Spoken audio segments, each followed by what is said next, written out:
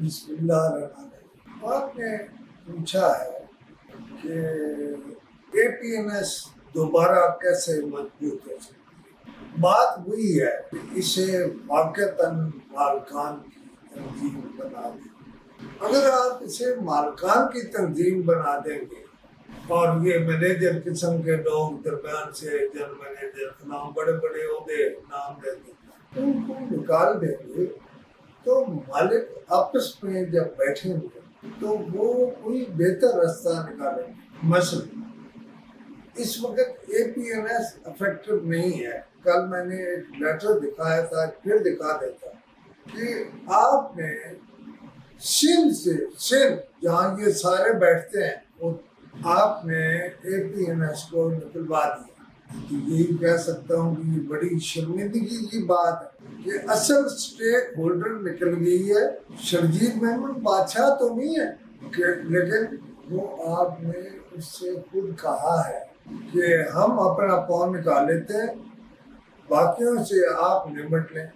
اچھا، آپ کسی جاندار آدمی سندھ کی کمیٹی کا سربراہ نہیں بناتے۔ اچھا، اب جب میں نے بعض مسائل پر گفتگو شروع کی ہے تو کہتے ہیں کہ اب میرا گروپ تھا اس گروپ کو درمیان میں شامل کر دوں۔ بھائی، گروپوں کو شامل کرنے سے کچھ نہیں ہوتا۔ میں آپ سے یہ کہہ رہا ہوں اے پی این ایس کو اصل شکل میں بحال کریں۔ اے پی این ایس بہت بڑے ایڈیٹروں کی جماعت تھی، اب یہ جماعت ہی نہیں ہے۔ اچھا، جو یہ ہے نا ملازم، انہوں نے وردی والوں کو یہ کہہ دیا۔ اور بھائی، وردی والوں کو کیا کہتے ہو؟ وردی والوں کو جو آپ سازش کرتے ہو پی اے ڈی کے ساتھ مل کے وہ کر دیتے ہیں، انہیں تو یہ پتہ بھی نہیں ہوگا کہ کیا کرتے ہیں، لیکن آپ کرتے ہو، آپ نے کیا ہے۔ آپ کی مرضی سے اخبارات کے اشتہار بند ہوتے ہیں۔ باتیں بڑی طرز ہیں۔ اب جو اجلاس ہوتا ہے اس میں کتنے لوگ بولتے ہیں۔ مثلا میں آپ کو ایک نئی بات بتا دوں، ایک مالک اخبار کے بیٹے نے اسلام آباد میں اس بات پر کام کیا کہ ہمیں پیمنٹس کیوں نہیں مل رہے، خاص طور پر پی آئی او صاحبہ نوٹ فرمائیں۔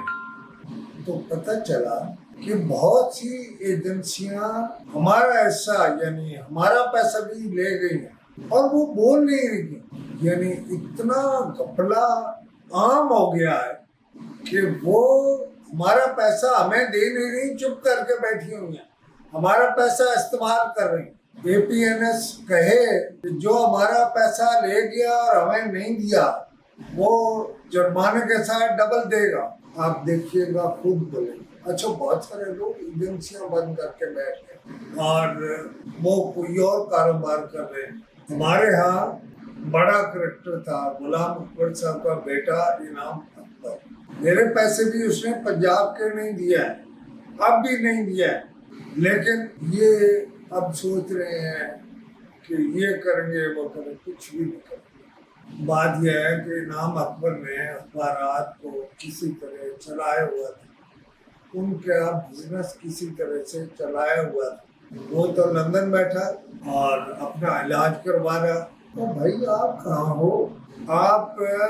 میں بالکل اپنے دل کی بات کہہ رہا ہوں کہ ہمارے بعض لوگوں نے اخباری انڈسٹری کو تباہ اور برباد کر دیا، اور جو باہر کیمرے اٹھائے پھر رہے ہیں جن کا کوئی سر پیر نہیں ہے۔ اچھا، وہ تھوڑے وہاں سے 1000 ملا لے لیا، 2000 لے لیا، حکومت کو اس سے کوئی غرض نہیں۔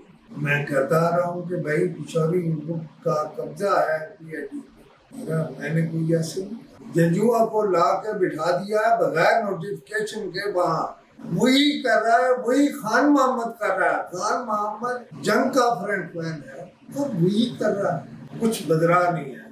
آپ نے ایک اخبار کے بارے میں مجھ سے پوچھا، میں ان کا نام لینا مناسب نہیں سمجھا، اور اس کی وجہ کیا ہے؟ مولانا عبدالستار نیازی ایک دم اٹھے اور اسمبلی میں اسی طرح کے ایک بندے کو جواب دیا۔ جواب کیا دیا؟ انہوں نے کہا، جب تم رحم مادر میں لیکوڈ شکل میں تھے تو میں اس وقت بھی مولانا عبدالستار نیازی تھا۔ बात मेरा जवाब भी यही है। मैंने जब छेड़ा है ना पिशौरी ग्रुप को, आग लगी आग। अच्छा वो पिशौरी ग्रुप बहरहाल नहीं रहना, मुझे मालूम है जो गलती की, गंद की निशानदेही हो गई। जो मेरे बारे में खबर छापी है कि जेल साज खुशबू अली खान हुकूमत के उस पर फलां डाका, और भाई मैं तेरे किथे मारा डाका, कौन ले गया? मैं तुम्हें इसके जवाब दे सकता हूँ बड़ी अच्छी शक्ल में, लेकिन तुम और मैं इधर लाहौर में मिलेंगे इंशाल्लाह जल्दी। तू आएगा और मैं तुझे इसका जवाब दूंगा। तुमने कहा ना दिलसाद, मैं तुझे इन सारे अल्फाज का जवाब पूछूंगा कहीं खड़ा करके, और तुम ये जिनके इशारे पर कर रहे हो ना वो ज्यादा पिछौरी ही हैं। मुझे इससे कोई फर्क नहीं पड़ता, मुझे जिसमें जो समझना है वो समझ ले। मैं ये काम करता रहूंगा।